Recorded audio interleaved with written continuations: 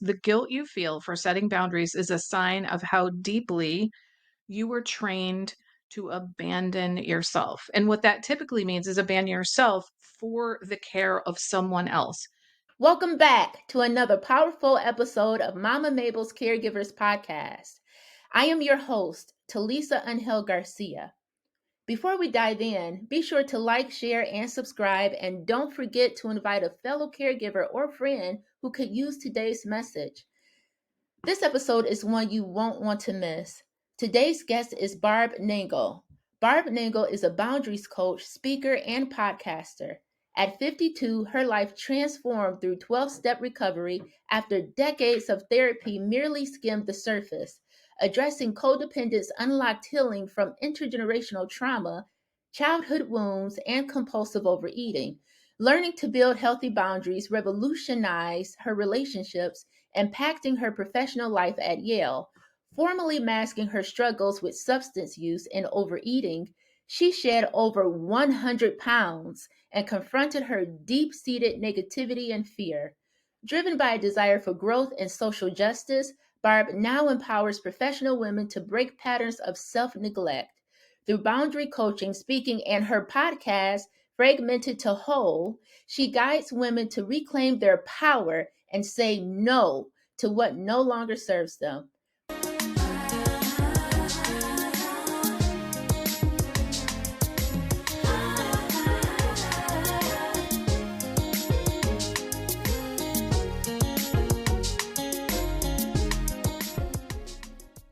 Podcast family, Barb Nangle is actually a boundaries coach.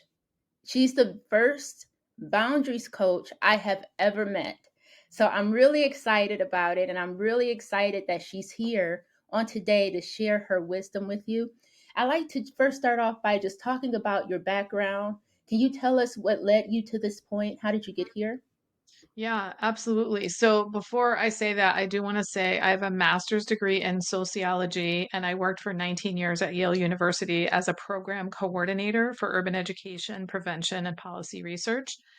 And I came out of graduate school wanting to level the playing field.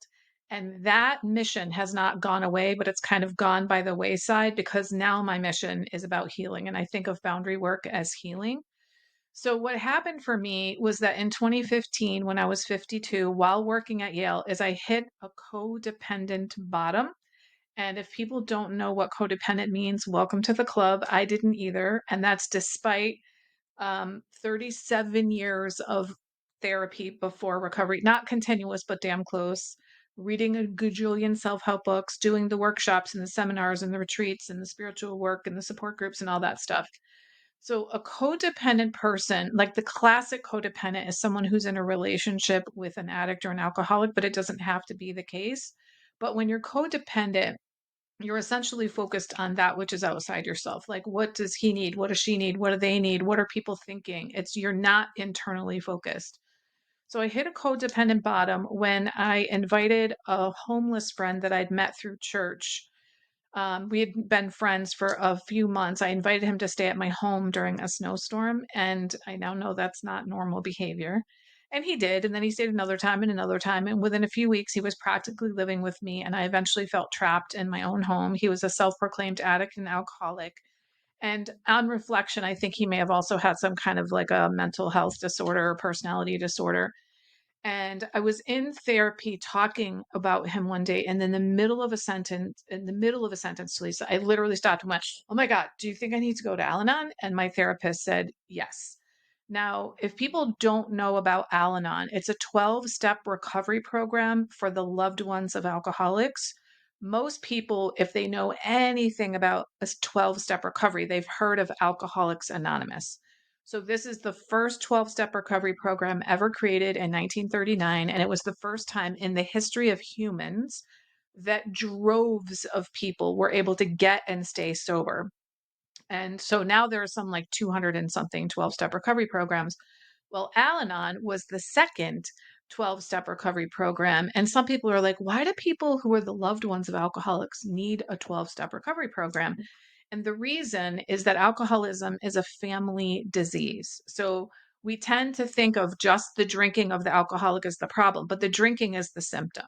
And the alcoholic, everybody around them starts engaging all these behaviors. So the loved ones, what they typically do is they start to focus entirely on the alcoholic and their drinking behavior, and they try to do everything they can to get them to stop drinking, to go to rehab, to go to detox, to go to meetings. And they completely neglect themselves and they start to become controlling. And then the alcoholic feels controlled and they get resentful and they use it as a way to, as a reason to drink and blah, blah, blah, blah, blah. So I had heard of Al Anon. So when all this came up, I was like, oh my God, do you think I need to go to Al Anon? And my therapist said yes. So whatever I put into Google looking for Al Anon, the word codependent came up. And I was like, wait, what? What is this word? So I started going to Codependence Anonymous.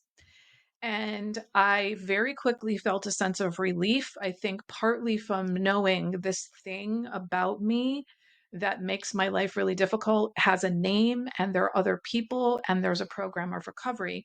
But I really quickly said to somebody, you know what? I think I need to be reparented. And I thought I made that up to Lisa. And then 6 weeks into my recovery in Coda, I went to go visit some friends in another state, one of whom had been in Alcoholics Anonymous or AA for many years. And she had always raved about how utterly transformed her life was. And I said, you're going to love this. I'm going to Codependence Anonymous. And she said, that's great. Let's see if we can find one of those meetings while you're here and we'll go. And she couldn't, but she found an ACA meeting, which it's also called ACOA. It stands for Adult Children of Alcoholics. Actually, it's really adult children of alcoholics and dysfunctional families. That part I hadn't heard. And I don't identify as the child of an alcoholic. I hadn't heard the and dysfunctional families part, but she's the child of an alcoholic. So I was like, I'll go for you. And we walk in, and in the opening readings, they said, we reparent ourselves. And I was like, what? And then they read the list of the 14 traits of an adult child, and I was astonished. Now, my friend tells me I sobbed the whole meeting. I don't remember that, but I bought the literature, came home to New Haven, Connecticut, started going to ACA, and like everything changed from there. Now, I think of I have many wounds, but I think of my core wound as this codependence I was talking about. I learned how to build healthy boundaries through this haphazard, meandering path, almost as a byproduct of 12-step recovery. It's not like someone sat me down and they were like, here's what we're going to do to build boundaries. That's not what happened. But once after a couple years, I got a really good handle on my boundaries. I could see, like, this is amazing. So I started reading about boundaries and it helped me to sort of retroactively understand, like, here's what was happening, here's what I was doing, here's what I've been doing now. And as I was reading those books, Lisa, I was taking notes and I found myself kind of drawing visual representations of what they were talking about because I've learned that I'm a pretty visual person. Well, those drawings turned into handouts, which turned into a workbook, which is now the backbone of my boundaries coaching program, which is called Unshakable You, the Fragmented to Whole Method. And I call it that because my podcast is called Fragmented to Whole Life Lessons from 12 Step Recovery, because that's essentially what it feels like my life has been about. I was a bunch of fragmented pieces floating around in space with space between those fragments, which meant other people's shit could leak into my territory. And recovery, especially boundary building, helps me to integrate all of those fragmented pieces into one coherent whole. So I now know, like, the boundaries of Barb. I got rid of the inauthentic fragments that weren't me. And so now I can be rocked by things that happen to me, but I can't be shattered by them the way that I used to. So, I mentioned I was working at Yale at the time. And what happened was, as I built healthy boundaries, things changed at work. And I was like, wait a minute, like, I'm the only one in recovery here. What's going on? And it just went to show that, like, when one person changes the dynamics of their interactions, things around them change.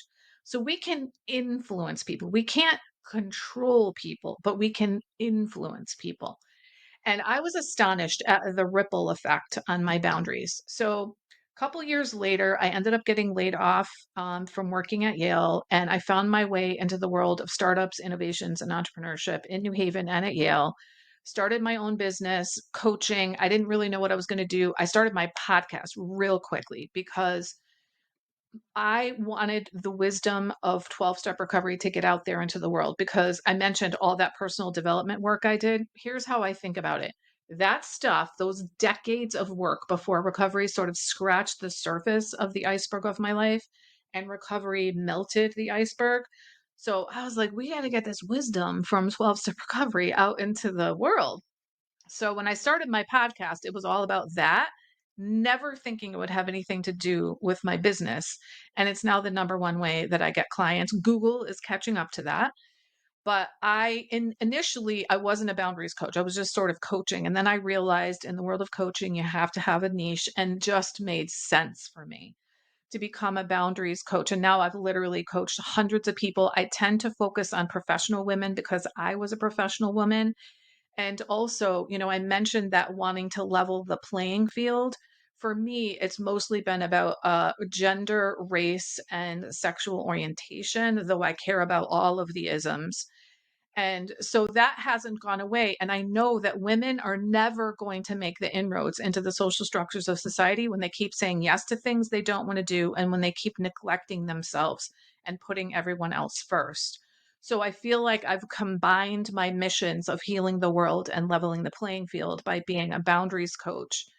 There's so much to what you just shared. You Hmm. identified that there were some things in your life that you wanted to heal, and you were the first one to, who came on and said, "Well, I need to be reparented." And then you went out Yeah. and found out that that was actually a thing. And you were able to tap into that resource and then also heal yourself and come out of it with a way to help others to Hmm. heal. I love the fact that you also stated that you are dedicated to professional women. As I think Hmm. about being a professional woman myself, Mama Mabel's Caregivers podcast is definitely a passion of mine that came about due to my own personal experience that I underwent as a caregiver for the first time with my beloved mother. As I've shared, the podcast family knows. However, I am also in corporate America, and I have been since straight out of college. So, with that said, that's an extra component to being a Hmm. caregiver. It's when Hmm. you're in that space, in that realm, in that professional Hmm. realm, being able to cultivate and really nourish boundaries for yourself helps. So, thinking about being a caregiver, being a professional Hmm. woman within a caregiving space, when you think about becoming a caregiver, that's when life changes. Life Hmm. happens fast. As I have a saying, I say, sometimes life be out here lifing. It does. Yeah. Yeah. Yeah. It's lifing. Yeah. Life sometimes is out here lifing, and when life hits, it hits. So it's like, okay, well, you still have the responsibilities of being that executive or that manager or leading this team and delivering on metrics within the space that you're in for the corporations you work for and or corporations you may lead. And now you're a caregiver. So now you're Mhm. responsible for caring for a loved one, whether it's a parent, whether it's a child. Thinking about that and setting boundaries within Mhm. that space, how does one get started? Yeah. So, well, we start small for sure. And I think, like for me, the easiest thing was to start with boundaries for myself.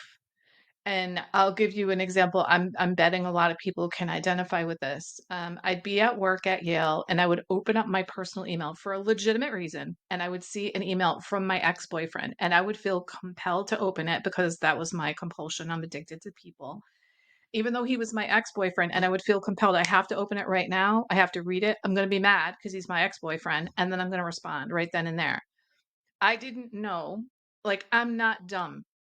I didn't know that was an option to not even open the email. So for me, setting the boundary of I'm not opening that email until I think of it like this, until I have the psychic space to deal with it. I eventually, it probably took me 2 years to actually block him. Like it took me a while. But do something that only affects you, but that protects you, that takes care of you. Because what I was doing is I was blaming him for interrupting my day. He didn't interrupt my day. It's email. It's like he sent me a letter in the mail and it interrupted my day, right? But I just didn't, because of my compulsion. And so setting a boundary with yourself first. And it's also sometimes really helpful to get someone who's really supportive and has your back to like stand you up in that kind of thing and say like, okay, I promised myself I'm not going to open an email, and then you can call and be like, I got an email, help me not open it. So reaching out to someone else. I think then when you start setting boundaries with other people, start with the easy people. Don't start with the most difficult person, because I also want to say there's a whole host of reasons that when we start to set boundaries with people, there's a whole host of reasons why they don't honor them. And one of them is maybe they don't believe you because you've never done it. Maybe they forgot because you've never done it. Maybe they have horrible boundaries, which means it's really hard for them to respect other people's boundaries. But start with the people, who are easy. And it really, like, you can't set boundaries, which, let me just define what boundaries are. They're essentially like standards that you have for your life. They're limits you have for yourself and for other people to uphold those standards. So, health is a really good example. Most people can identify with that. So, if you have standards for your health, then a limit for yourself might be like for me, I don't stay up past 11 o'clock at night anymore because sleep is an absolute foundation for health. And I used to stay up until hours in the night, and then I couldn't get up in the morning, and it threw off everything. A limit that I have for other people, I don't allow smoking in my home. I live in a healthy home, and it's just not. So those are like really basic examples of limits that uphold a standard that you have for your life. And then like if you have someone who is like a pretty easygoing person, setting a boundary with them. And often it's things like, I can't make it. I'm not going to be able to come to the thing. And then, what happens, the main reason why people either don't set boundaries or cave on them is that they have guilt and shame. And they Yes. feel just completely riddled. And actually, I just wrote down this quote I saw the other day on Instagram, and it was amazing. She said, I don't even know who it was. The guilt you feel for setting boundaries is a sign of how deeply you were trained to abandon yourself. And what that typically means is abandon yourself for the care of someone else. Now, let me just say, it is wonderful to be a caregiver and to care. We couldn't survive as a human race if we didn't care for each other. The problem comes in when we stop caring for ourselves and only care for other people. And that is unsustainable. And so I think of myself as having been a volunteeraholic before I got into recovery. I volunteered for 15 different nonprofit organizations over the years. And now I actually donate more hours per week in community service to my community now that I have healthy boundaries than I ever did when I was a volunteeraholic. But I do it strategically rather than at the drop of a hat. I do it by choice, not by some obligation or compulsion. And I do it after filling my cup first. So I don't know if you know Ashley Kirkwood. She wrote the book Speak Your Way to Cash. She says this: you want to pour from the overflow, not from an empty cup. And guess what? The only way to have overflow is if you fill your cup first. You can't That's true. depend on other people to do that. And so, what fills my cup might not be what does yours. But I'm talking about like really intentional self care. What energizes you? What fuels you? What rejuvenates you? If you are not doing things every single day to rejuvenate you and to refuel you, then you're not going to be able to, you're not going to be pouring from the overflow. You're going to be trying to squeeze something out from an empty cup. And then you're probably going to be resentful of other people because they took advantage of you or they depend on you for everything. When in fact, people don't take advantage of us. We give them the advantage by continually saying yes. So I used to be, because I was a volunteeraholic, everybody knew it. They were like, ask Barb, ask Barb. And I'd be like, I cannot believe that she just asked me for the umpteenth time to blah, blah, blah. Well, she asked me for the umpteenth time because I just said yes 57 times before that. So I've trained people how to treat me. You said you need to come up with ways and ideas, etc., that will protect and affect you. And Mhm. then also, what resonated with me is she said, and then find someone that can help to support you. Mhm, And mhm. that's something I believe that's really good. So when you're in a situation and you're feeling stressed out, there's so much on your plate, you're used to being the one that takes care of everything. Maybe it's a stop, pause. Let's think about this decision, the choice that I have to make. How will this affect me? How will this benefit me? Will it Mhm. benefit me? What Mhm. support system do I have? What person can I reach out to talk this through? Yeah, If and the thing about caregivers is that we're horrible at asking for help. And I, we're even worse about accepting it, even when it's offered to us. We're like, "No, no, I got this. I'm good." Like, I used to always be like and, learning to ask for help was actually very humbling for me, to be honest with you, because I came to see that I had this like, intellectually, I don't believe that I'm better than anybody else, but on an emotional level, I felt like I was somehow, like, taking a step down or something when I asked people for help. And I was like, oh, so if I feel like I'm taking a step down when I ask people for help, then I must feel that the people asking me for help are taking a step down. I don't think that I'm better than anybody else. So learning to ask for help caused me to see that I had this belief. It was false and it was an emotional thing. It wasn't an intellectual thing. And then, like, once I started, like, understanding asking for help is a good thing and started, like, unpacking it, when I would think about, "Okay, I'm gonna reach out for help," then I would feel like I was gonna die. Like, I literally felt like my life was under threat. It was like, I'm the helper. I'm like, who am I gonna be if I'm not helping people?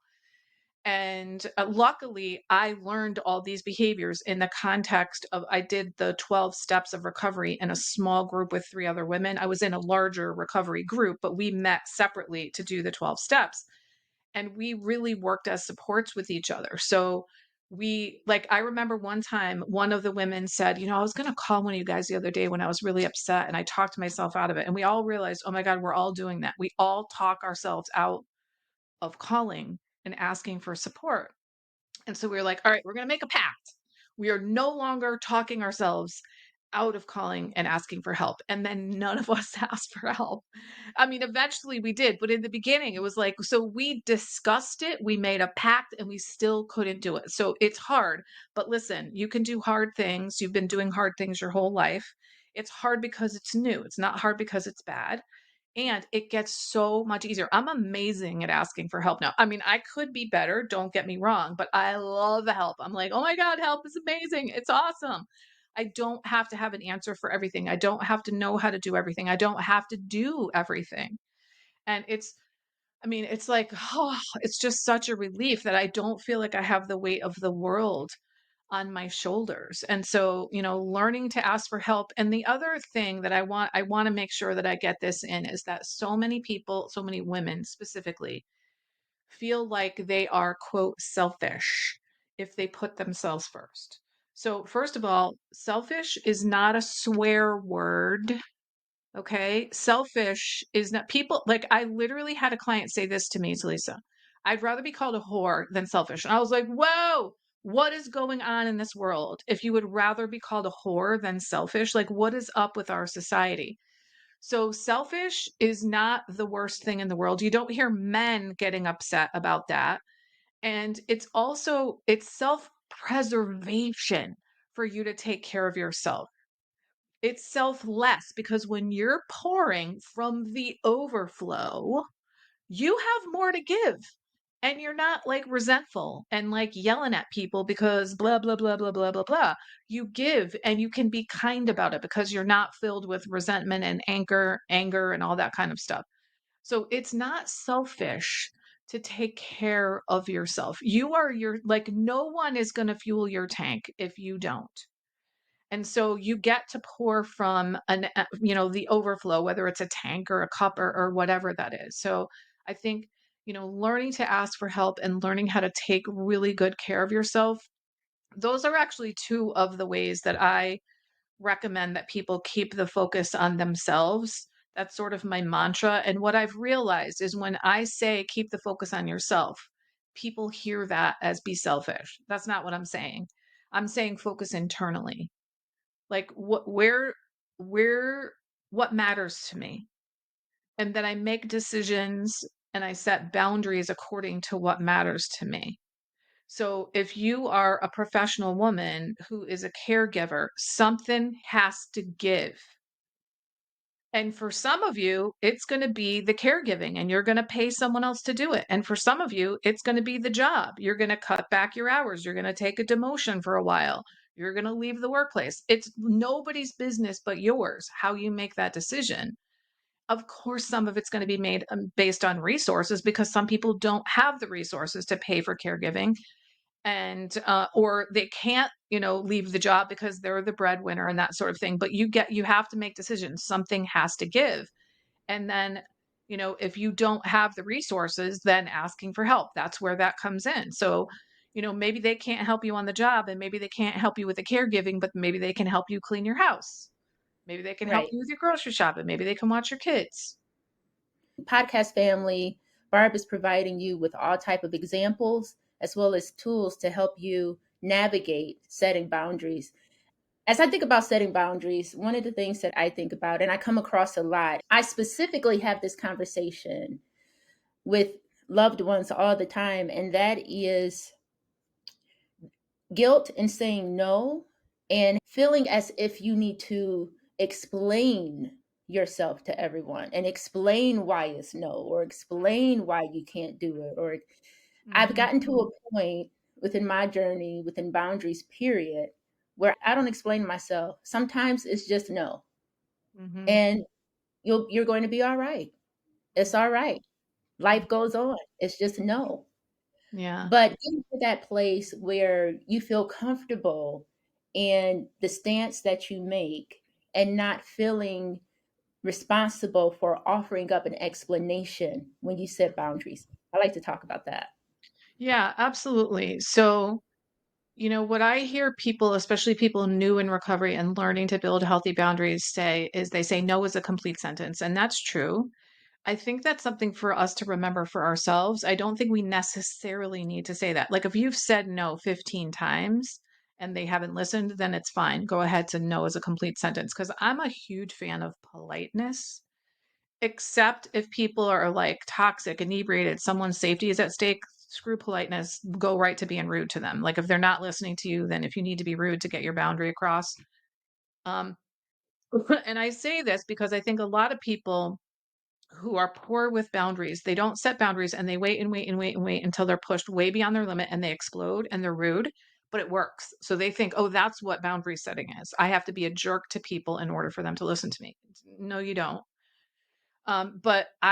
So no, yeah, okay, no is a complete sentence, but I don't, you can say no without saying more, but you can also say no and say a little bit more without explaining. So you can say, I'm not going to make it. I'm not able to do that instead of just saying the word no, because sometimes no can feel like a little bit, because it's such a short little word and it's such a short sentence. So finding different ways to say, I can't make it, or I'd love to. Thank you so much for thinking of me. I'm going to pass. And then if people ask you why, here's my favorite response: I'm just not. I can't make it. Why not? I just can't. I just can't. You don't have to go into detail. It's your life. I was an over explainer. I know that now. I just felt like partly I love context. So I kind of assume like everybody else want context like I do. Also, I can see now that I was essentially trying to convince people that they should be listening to me, that whatever decision I made or whatever the reason was for my no is like I wanted to get them on my side. But I also think when I look back now that on some level I was trying to justify to myself why it was okay to say no or whatever it was I was saying. I over explained about all kinds of things, decisions, trying to get people to do things the way I wanted them to do. And now I've really, really gotten that less is more. So, like, let's say I was sending you an email and I had like this many words in it, right? There's all these places in there for you to tear apart what I'm saying. But if I send you one sentence, there's not much for you to tear apart. And you're probably likely to read one sentence and maybe not likely to read 5 paragraphs. And I'm going to have a lot less time spent writing emails when I think, what is the heart of the matter? What do they need to know? Or what's the response, which is not going to make it. Thanks for inviting me. Have fun. That's good. I love Shonda Rhimes. And I remember a few years ago, a question was asked to her. It was regarding boundaries and how do you tell people no, or no, you can't. No, I'm not going to pay your bills, or no, you can't borrow money, or no, no, I'm not buying you a car. Something that she said stayed with me. She said she doesn't explain herself. If you have a hard time with that, something you can say is, sorry, but I can't help. Mm-hmm. And just Love it. leave it there. And I'm like, Mm-hmm. oh, that's really nice, Mm-hmm. because that's making a nice statement without going forward from there, having to really explain yourself. So, podcast family, to Barb's point, there are many ways to address setting boundaries and making a stand for how you feel and being able to communicate. That's really important. Sometimes you can get so caught up with everything that's happening in your world that you forget the basic things. Like something as simple as, what is my favorite color? I don't know. It used to be purple. I don't know what it is anymore. Being in a space where you've lost touch with yourself. So Mm-hmm. when you're in that space because you've been so busy and you're so Mm-hmm. overwhelmed with just the changes that you're going through in your Mm-hmm. professional world and then in the caregiving space, how do you Mm-hmm. get to a place to center yourself, to begin to work on that, to start to create boundaries from that space? Yeah, yeah, that's a really good question. So I mentioned before, like the two of the ways I teach people to keep the focus on themselves. So I'm going to share like some of the other ones. So one is to actually ask yourself, what do I want or need right here and now in this situation? Like I never asked that. It was always about what does he need? What does she need? What do they need? What does this situation need? What does the organization need? What does the cause need? Never asked, what does Barb want or need? Now, I will tell you this. When you start asking, what do I want or need? You're probably not going to know the answer to that. Keep asking. And then when you start to get answers, you're probably not going to give it to yourself. Keep asking because eventually you will. So focus on yourself. What do I want or need in this situation? I mentioned asking for help. That's another way, like reaching out, like learning how to like say like, hey, I need help too. um Minding your own business. Like I gave out so much unsolicited advice to Lisa, and what's hilarious is the major area that I gave unsolicited advice in was in the romantic relationship area. And meanwhile, I had never been in a healthy romantic relationship. I've been with my sweetheart for 6.5 years. It's hands down healthiest relationship ever. I didn't know how to be in a relationship. So it's fine to help people out. And if you want to give someone advice, please get their consent. Say something like, oh, I have some thoughts about that, or I had that experience. Would you like to hear from me? Or better yet, wait until they ask you. So you're asking, you're minding your own business. Like I used to try to take responsibility for things that were just not mine. So you get to live, we call it in recovery, within your hula hoop. Like you get to be in your hula hoop. So, and then I mentioned taking really good care of yourself. And then there's the feelings. So ask yourself, like, whose feelings are these? Because many of us with poor boundaries, it's like we're permeable and we feel other people's feelings. And we therefore need them to be okay so that we can be okay. And so one of the things we do with that is we try to manage other people's feelings. If they're upset, we try to make sure that we're cheering them up, or we need them to be happy, or we do whatever we can to focus on them and getting them happy. And the reason we do it is because we feel like I can only be okay if you're okay.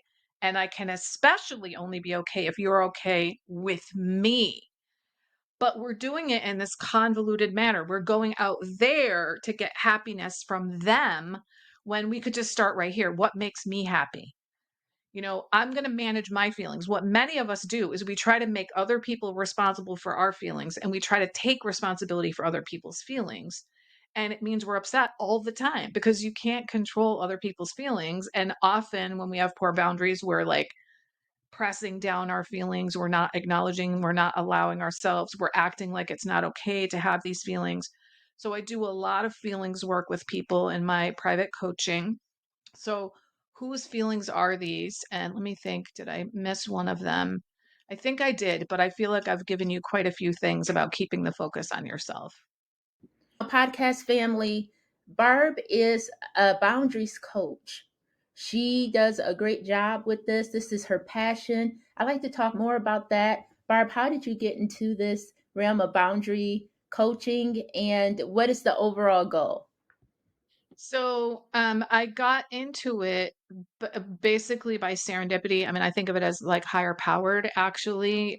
So I started coaching, just generally coaching. And then when I realized I needed to have a niche, it just made sense for me to be a boundaries coach. And by then I'd created those handouts and that sort of thing. And I just started pulling together all this content that I had that helped me to build healthy boundaries and started using it with other people. And then I eventually developed this 12-week private coaching program that's called Unshakable You, the Fragmented to Whole Method. I do offer some other things. That's really for people who are like overgivers, people pleasers, rescuers, fixers, saviors, people who are like trying to control other people, but they don't really want to do that. And people who are really ready to change. I often work with people who have done all the things. They've done coaching, they've done 12-step recovery. They know what to do, they just can't get themselves to do it. You know, what I say is I work with professional women who say yes when they really want to say no and who neglect themselves because they're so focused on others. I've just been revamping my whole website and what I offer. So I have a whole page on boundaries in the workplace with paid and free resources. All of my pages have paid and free resources. I have boundaries with family, I have romantic boundaries, and then I have personal boundaries. I also offer a 3-session coaching package that's called Clarity and Connection, and that is where you will get 3 sessions with me and a very like a tailored action plan specifically to you. It could be about boundaries. That's usually what people come to me for, but sometimes it has nothing to do with boundaries.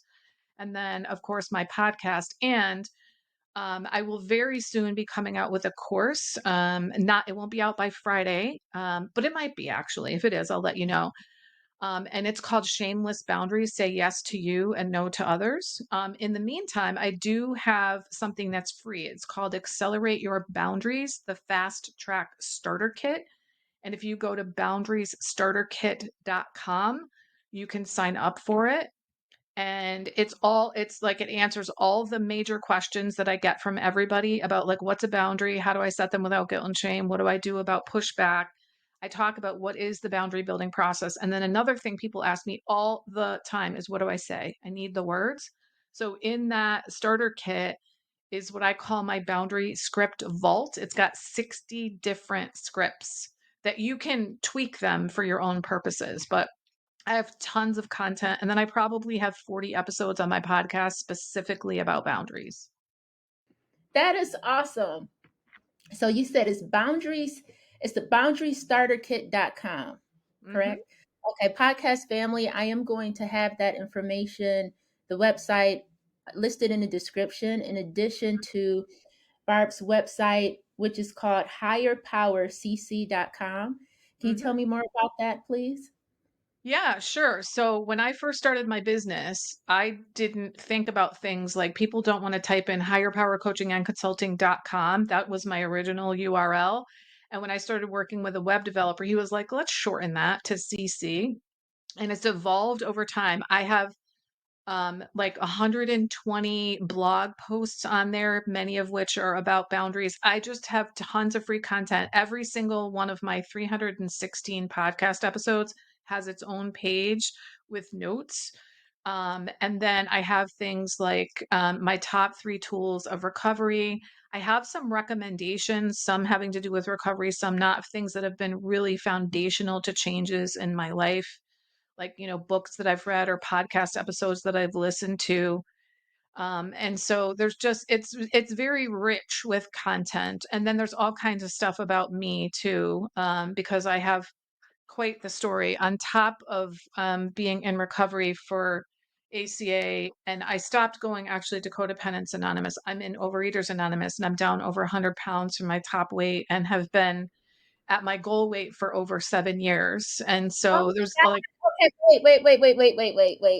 Wait. That is awesome. Yeah. Congratulations to you. We have to talk about it. How did you do it? How did you get Well, there? I treated Yeah. so I didn't know that compulsive overeating was a thing, and it's similar to alcoholism, except for that food is the addiction. I didn't know that that was an issue, and I was in my ACA step group, and one of the women had started talking about her relationship with food, and she started going to Overeaters Anonymous, and I was listening to her, and I was like, "Oh my god!" But it wasn't, "Oh my god!" What she was doing and saying is that she was talking about it. I was like, "Oh my god, I do that. I think like that." So she invited me to go to a meeting, which I thought was just a regular weekly, group support meeting for Overeaters Anonymous, but it was actually a 3-hour workshop where they have like speakers and all this stuff.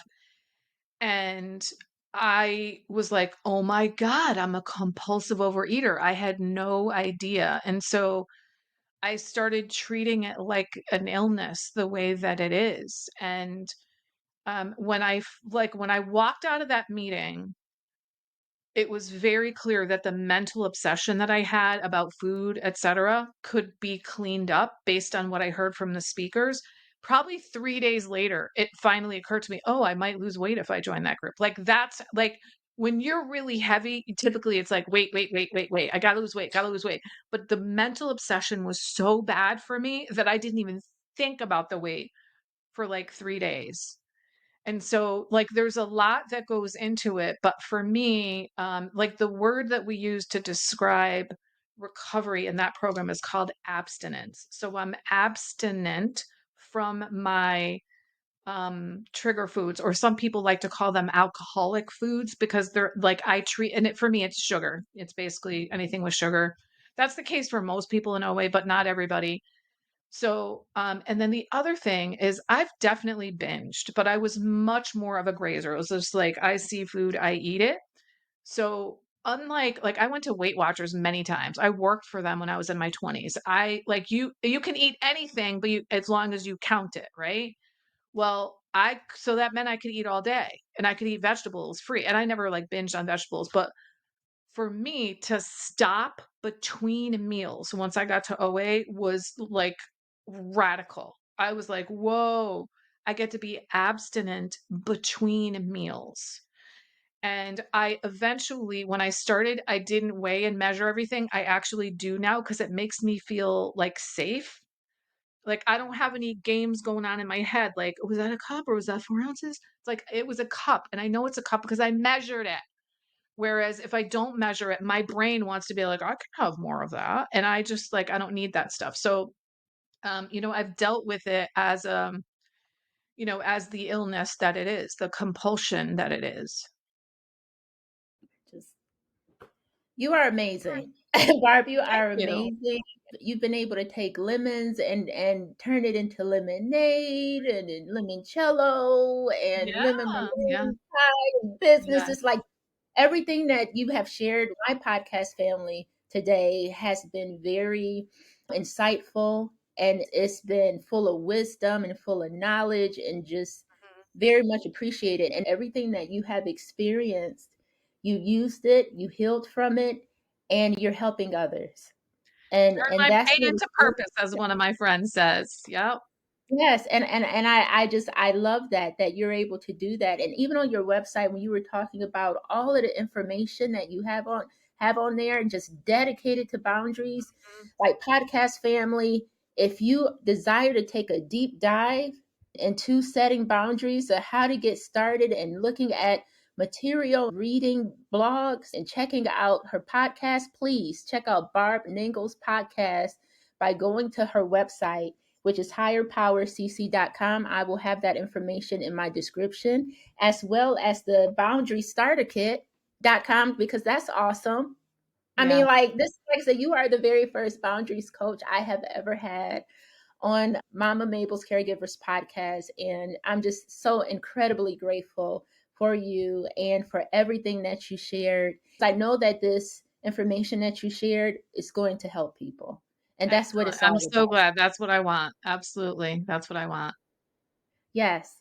Is there anything else that you would like to share? Just like, keep the focus on yourself. It's not selfish. Self-preservation.